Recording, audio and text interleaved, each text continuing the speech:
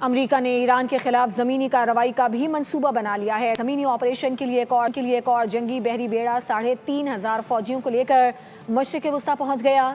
زمینی حملہ صدر ٹرمپ کی منظوری سے مشروط ہے۔ اب امریکہ کی جانب سے یہ پلان کیا جا رہا ہے کہ زمینی کارروائی بھی کی جائے گی۔ یہ منصوبہ بنا لیا گیا ہے اور زمینی آپریشن کے لیے ایک بحری جنگی بیڑا جو ہے وہ 3,500 فوجیوں کو لے کر مشرق وسطیٰ پہنچ گیا ہے۔